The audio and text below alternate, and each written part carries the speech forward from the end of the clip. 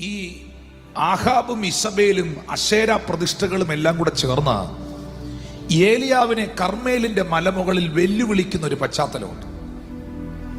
ബാലാണോ ദൈവം, യഹോവയാണോ ദൈവം എന്ന് തെളിയിക്കണം. ഇസ്രായേലിൽ ഒറ്റ ദൈവമേ ഉള്ളൂ. ഇസബേലും അശേര പ്രതിഷ്ഠകളും ആഹാബും പറയുന്നു, ബാലിന്റെ ആൾക്കാർ പറയുന്നു ദൈവം ബാലാണ്. പക്ഷെ ഏലിയാവ് എന്ന് പറയുന്ന ഒരൊറ്റ മനുഷ്യൻ ഒറ്റയ്ക്ക് നിന്നുകൊണ്ട് പറയുന്നു, there is only one God in Israel, that is Elohim, Yahweh. Hallelujah. അപ്പോൾ 850 പേരുടെ ഒരു സംഘം കർമ്മേലിന്റെ മലമുകളിൽ വരികയാണ്. ഞാനൊരു കാര്യം നിങ്ങളോട് ഈ തിരുവെഴുത്തുകളെ വായിച്ചതിന്റെ അടിസ്ഥാനത്തിൽ നിന്ന് പറയുകയാണ്. ബാലിന് തീയിറക്കാൻ പറ്റുകയില്ലെങ്കിൽ ബാലിന് പൈശാചിക ശക്തികൾക്ക് പ്രവർത്തിക്കാൻ, അല്ലെങ്കിൽ ചില മാജിക്കുകൾ പോലെ ചില സംഗതികളൊക്കെ, ചില തട്ടിപ്പുകളൊക്കെ കാണിക്കാൻ പറ്റുകയില്ലെങ്കിൽ ഒരിക്കലും ഈ തന്റെ ഇടം ഇസബേലിനും ആഹാബിനും ഉണ്ടാകുകയില്ല. പൈശാചിക ശക്തിക്കും ചിലതൊക്കെ ചെയ്യാൻ പറ്റും. ഈ തന്റെ ഇടത്തിലാണ് കർമ്മേലിന്റെ മലമുകളിൽ ഏലിയാവിനെ വെല്ലുവിളിക്കുന്നത്. ഇവർ 853 പേരുണ്ട്. ബാലിന്റെ അശേരയുടെ ദേവന്മാരും അവരുടെ ശുശ്രൂഷകരും ആഹാബും ഇസബേലും കൂടെ കൂട്ടി. പക്ഷെ ഏലിയാവ് ഒറ്റ ഒരുത്തനേ ഉള്ളൂ.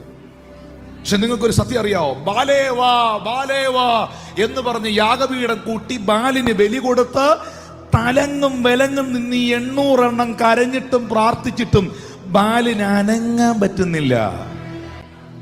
850 എണ്ണം പൈശാചിക ശക്തികളെ, ദേവന്മാരെ വിളിച്ചിട്ട് അതിന് ചലിക്കാൻ പറ്റുന്നില്ല. കാരണം എന്താണെന്നറിയാമോ? ജീവനുള്ള ദൈവത്തെ സേവിക്കുന്ന ഒരുത്തൻ അവിടെ മുഴങ്കാലിരിക്കുക. നീ ഒരെണ്ണം വീട്ടിൽ പ്രാർത്ഥനാ മുറിയിൽ ഇരുന്നാൽ, നീ ഒരുത്തൻ മുഴങ്കാലിൽ ഇരുന്നാൽ, നീ ഒരുത്തൻ കരമുയർത്തി പിടിച്ചാൽ, നീ ഒരുത്തൻ ദൈവത്തെ സ്തുതിച്ചാൽ, ആമേൻ, നിന്റെ ഭവനത്തിലല്ല, നിന്റെ ഭവനത്തിന്റെ പരിസരങ്ങളിൽ പോലും പൈശാചിക ശക്തികൾക്ക് ചലിക്കാൻ കഴിയില്ല. ഓ, ആരാധിച്ചേ, ആത്മാവിൽ ആരാധിച്ചേ, അനുഭവമുള്ളവർ ആരാധിച്ചേ, കരമടിച്ച് ആരാധിച്ചേ. പ്രാർത്ഥിക്ക്, പ്രാർത്ഥിക്ക്. വെല്ലുവിളികളെ നെഞ്ചോട് ചേർത്ത് വെച്ച് പ്രാർത്ഥിക്ക്. എല്ലാ പൈശാചിക വെല്ലുവിളികൾ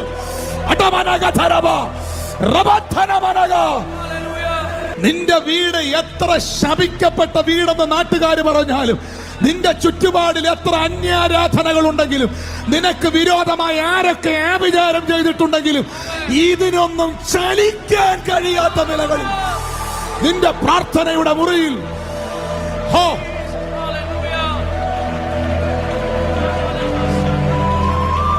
പ്രാർത്ഥിക്കുന്നവർ പട്ടണങ്ങളിൽ എഴുന്നേൽക്കട്ടെ, പ്രാർത്ഥിക്കുന്നവർ കുടുംബങ്ങളിൽ എഴുന്നേൽക്കട്ടെ, പ്രാർത്ഥിക്കുന്നവർ സഭയിൽ എഴുന്നേൽക്കട്ടെ, പ്രാർത്ഥിക്കുന്നവർ ഉണരട്ടെ.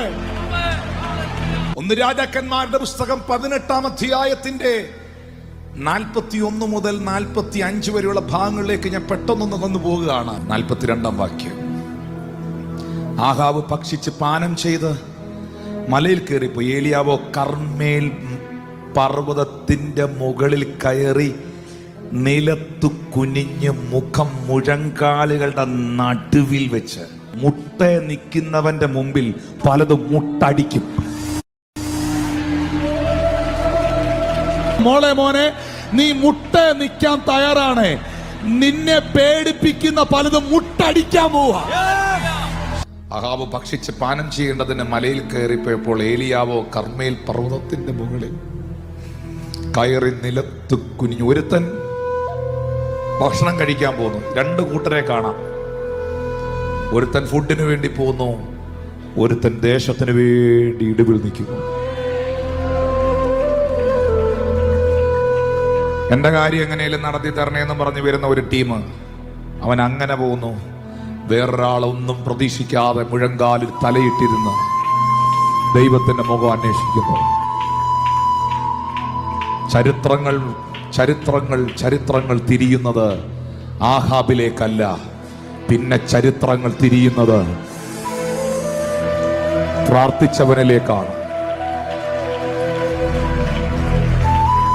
എന്തോ കർത്താവ് നിങ്ങളോടൊന്ന് പറയുന്നു, ഫാസ്റ്റിംഗ് എടുക്കുക, ചില ദിവസങ്ങൾ പ്രാർത്ഥിക്കാൻ തുടങ്ങുക, ദൈവസന്നിധിയിൽ ഇരിക്കുക, മാറിയിരിക്കുക, പ്രാർത്ഥിക്കാൻ ഇരിക്കുക, നഷ്ടപ്പെട്ട പ്രാർത്ഥനാ ജീവിതത്തെ തിരിച്ചു പിടിക്കുക, ബൈബിൾ എടുക്കുക, വായിക്കുക, മനഃപൂർവ്വം ഇരിക്കുക, വായിക്കുക, പ്രാർത്ഥിക്കുക, ഉപവസിക്കുക. 43-ാമത്തെ വാക്യത്തിലേക്ക് വരുമ്പോൾ, നീ ചെന്ന് കടലിന് നേരെ നോക്കുക എന്ന് പറഞ്ഞു. അവൻ ചെന്ന് നോക്കിയിട്ട് ഒന്നുമില്ലെന്ന് പറഞ്ഞു. അവൻ പിന്നെയും 7 പ്രാവശ്യം ചെല്ലുക എന്ന് പറഞ്ഞു. 7-ാം പ്രാവശ്യമോ, ഇതാ ഞാൻ കടലിൽ നിന്ന് ഒരു മനുഷ്യൻ്റെ കൈ പോലെ ഒരു ചെറിയ മേഘം പൊങ്ങുന്നു എന്ന് പറഞ്ഞു. ഇനി പ്രാർത്ഥിച്ചവൻ, കണ്ടോ, ശ്രദ്ധിച്ചു കേൾക്കണം, പ്രാർത്ഥിച്ചവൻ പ്രാർത്ഥനയുടെ മറുപടിയായി കണ്ട കാർമേഘത്തിന് ഒരു കൈയുടെ വലിപ്പേ ഉള്ളൂ, ഒരു കൈപ്പത്തി പോലെ. ശ്രദ്ധിക്കുന്നോ? ഒരു മനുഷ്യന്റെ കൈ പോലെ ചെറിയ ഒരു മേഘമാകണ്ടേ.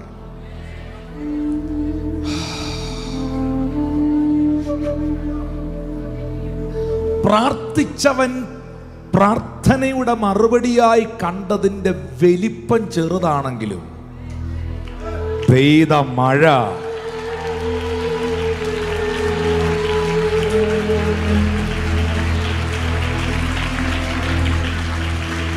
മഴയുടെ മുഴക്കം, എനിക്കറിയില്ല, ഞാൻ ഈ ഒരു ദൂത് ഇന്നിവിടെ റിലീസ് ചെയ്യുക. ഇത് കർത്താവ് എന്നോട് സംസാരിക്കുന്ന അതുപോലെ പറയുകയാണ്. നീ പ്രാർത്ഥിച്ച പ്രാർത്ഥന ചെറിയ പ്രാർത്ഥനയായിരിക്കും, നീ പ്രതീക്ഷിക്കുന്ന വിടുതലും ചെറുതായിരിക്കും, പക്ഷെ സംഭവിക്കാൻ പോകുന്നത് വലുതായിരിക്കും. നീ പ്രാർത്ഥിച്ച പ്രാർത്ഥന ചെറുതായിരിക്കും, നീ പ്രതീക്ഷിക്കുന്ന വിടുതലും ചെറുതായിരിക്കും, പക്ഷെ സംഭവിക്കാൻ പോകുന്നത് നിന്റെ കൈ നിൽക്കാത്ത നിലകളിലുള്ള ദൈവപ്രവർത്തികളായിരിക്കും. ക്ഷണത്തിൽ ആകാശം മേഘവും കാറ്റും കൊണ്ട് കറുത്ത് വൻ മഴ പെയ്തു. പുള്ളി വന്ന് പറഞ്ഞ കൈപ്പത്തിയുടെ വലിപ്പത്തിലുള്ള മേഘമേ ഉള്ളൂ, വലുതായിട്ടൊന്നും ബ്രദർ പ്രതീക്ഷിക്കണ്ട. സ്തോത്രം, സ്തോത്രം, സ്തോത്രം, സ്തോത്രം, സ്തോത്രം, സ്തോത്രം. നിന്റെ പ്രാർത്ഥനാ മുറിയിൽ, നിന്റെ പ്രാർത്ഥനയിൽ, അതിൻ്റെ വാഗ്ദത്തങ്ങളിലൊക്കെ വലിയ വലിപ്പം നീ കാണുന്നില്ലെങ്കിലും, നീ കേൾക്കുന്ന വാർത്തകൾ, നിന്നോട് ആൾക്കാർ പറയുന്ന വാർത്തകൾ നിന്നെ എൻകറേജ് ചെയ്യുന്നതല്ലെങ്കിലും, ചെറിയ കൈപ്പത്തിയുടെ വലിപ്പമേ മഴയ്ക്കുള്ളൂ എന്ന് പറഞ്ഞവന് പുറത്തിറങ്ങാൻ പറ്റാത്ത നിലയിലുള്ള മഴ, വൻ മഴ.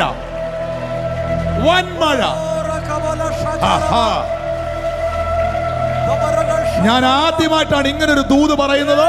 പരിശുദ്ധാത്മ പറയുന്നു, നിന്റെ ജീവിതത്തിൽ നീ കേട്ട ദൂത് ചെറിയ ദൂതായിരിക്കും, നീ പ്രാർത്ഥിച്ച പ്രാർത്ഥന ചെറിയ പ്രാർത്ഥനയായിരിക്കും, നിന്നോട് ആൾക്കാർ പറഞ്ഞത് നെഗറ്റീവായിരിക്കും, പക്ഷേ അതിന്റെ മറുപടി നീ പ്രതീക്ഷിച്ചതുപോലെ ആയിരിക്കത്തില്ല. അതിന്റെ മറുപടി അത്യത്ഭുതകരമായിരിക്കും.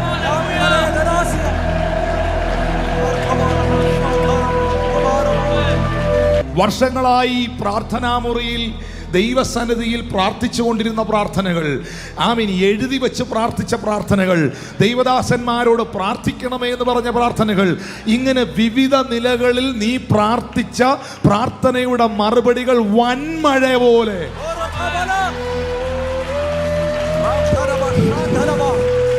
പെയ്തിറങ്ങാൻ പോകട്ടെ.